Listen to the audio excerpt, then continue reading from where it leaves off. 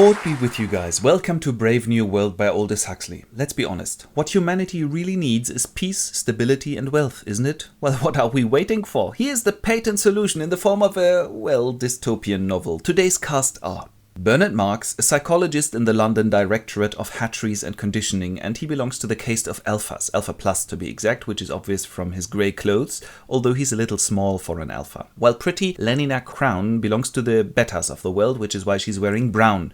She also works in the Hatcheries and Conditioning Center. Their common boss is the director, another alpha.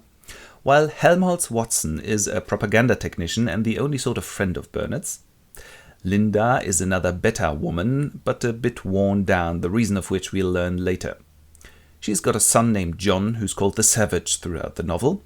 The most powerful person in the novel is the resident world controller of Western Europe, Mustafa Mond. It is the year 632 Anno Ford, which is 2540 of our calendar. After the disastrous 9 Years' War that will take place in 41 years, humanity lives in a unified world state. There is prosperity and peace and all are happy, and off we go. The director gives a group of students the tour of his hatcheries and conditioning center.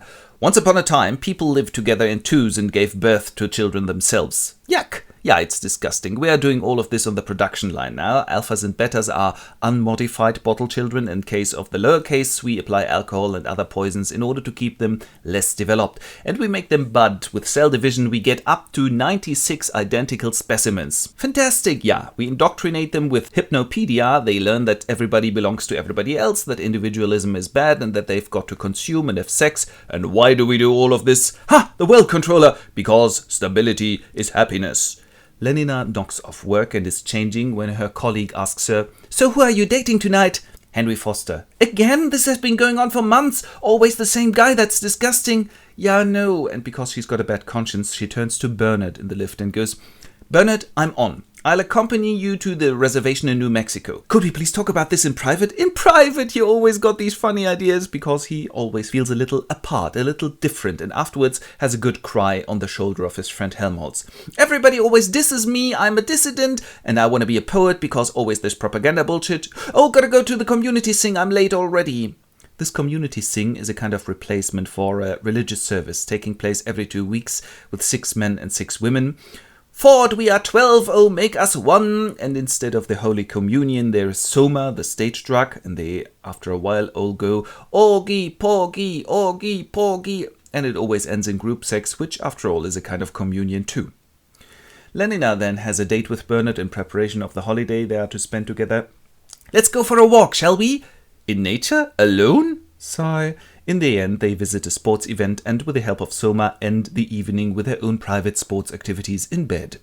Then Bernard has to procure his permit and the director goes, "To visit the New Mexico reservation? I went there 25 years ago myself. Unfortunately, the girl with whom I went got lost. Well, tough luck." "That must have been terrible for you." "What do you mean? I'm going to transfer you to Iceland if you continue in your antisocial behavior like this." Then Lenina and Bernard arrive at the reservation, where a ritual sacrifice is just taking place, including self-inflicted pain. Lenina finds all of this disgusting. They are stinking, they are dirty, they are old, when suddenly a blonde young man stands in front of them and goes, "Hello, you must be civilians, from civilization, right?" And it turns out he's the son of Linda, none but the former companion of the director, who was lost back then. He's named John and is the director's son. "Ford be praised, civilized people, 25 years without Sommer, just mezcal, headache and thrashings by the other women, just because I had normal sex with many men. And I've always been excluded, but I can read, even Shakespeare." What? Shakespeare's forgotten in civilization because he's old. "Here, you want to come back to civilization?" "Yeah, brave new world."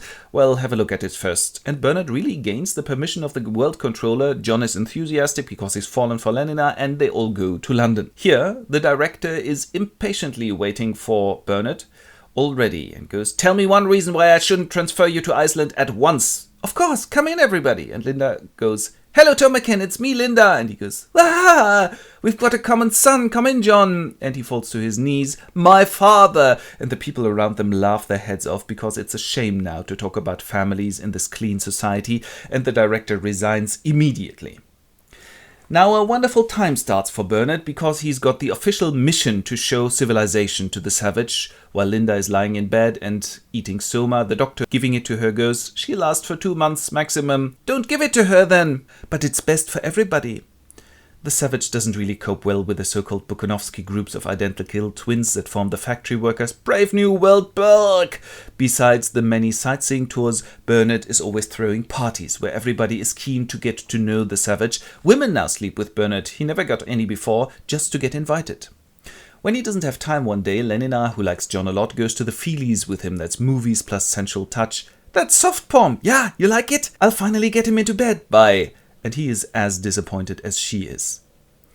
Then there is another party at Bernard's. It's just that John won't come out of his room, and Bernard rather desperately knocks on his door and goes, "Would you please come out of your room, John?" "No, but the party guests are waiting." "Not for me, tough luck." And they all are scandalized. "And for this I slept with this dwarf." "I'm the arch community singster of Canterbury. Outrageous. Come along, Lenina."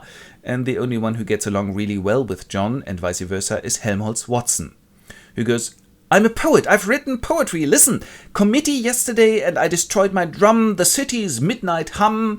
"Yeah, nice. But listen to this. To be or not to be, that is the question." And he goes, "Whoa." And Bernard is just jealous. "Blah, blah, blah. Orgy-Porgy, orgy. I'll chuck you out if you destroy our poetry once more."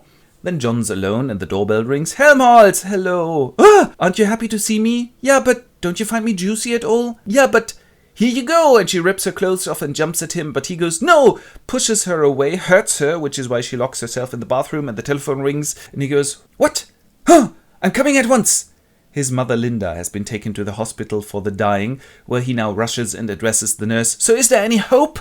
"No, of course not, else she wouldn't be here." And while she's dying away in the background, there are dozens of terrible identical twins swarming around her who are supposed to be conditioned to death. And one of them goes, "Wow, she's so ugly, what's up with her?" And he snatches that child and shakes it, and the nurse goes, "Are you mad? You are messing up their conditioning. Who wants chocolate?" And they're gone. And Linda goes, "Poupée," that was a lover in the reservation. No, it's me, John." "Oh, John." And she dies. John is devastated, and when he leaves the hospital, the workers have just lined up to receive their Sommer rations. "Step forward, no pushing, 1 cross each. 1 ration each." And John goes, "Don't take it!" And they are like, "What?" "This is opium for the people." And he takes the Sommer and chucks it out of the window, and the crowd goes absolutely bananas. There is a riot. Bernard and Helmholtz are being called but can't do anything until the police arrive with strong forces, gas masks, and spray vaporized Sommer at the crowd, and so de-escalate the situation. The individualistic perpetrators are then taken to the world controller Mustafa Mond. And he goes, "So, Mr. Savage, civilization is no good, eh?" "Yeah, because of these terrible Bukanovsky twins everywhere, and only sex and consumption everywhere, and because there's no Shakespeare." And Helmholtz adds, "I'd like to write like Shakespeare myself too, please." "Oh, nobody would understand it anyway." And he goes on and on about how the somatized stable society of consumers offers the most possible happiness for everybody. Which is why you, Helmholtz, and you, Bernard, are taken to an island now with all the other dissidents. And Helmi goes, "Okay, cool." But Bernard, "No mercy!" But they have to go anyway. While the savage has to stay in England because the world controller wants to go on with the experiment.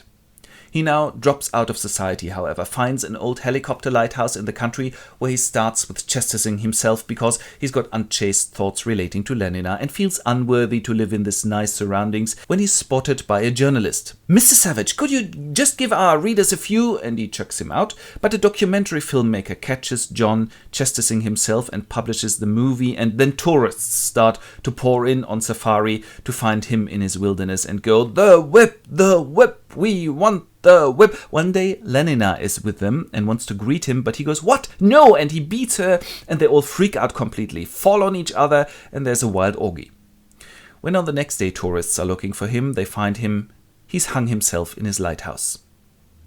In some respects, today's society rather resembles Huxley's somber dystopia already. Sex, sports, and shopping are the meaning of life for many people. But is that what makes us human? One of the three I would exchange for Shakespeare any time. We are such stuff as dreams are made on, and our little life is rounded with a sleep.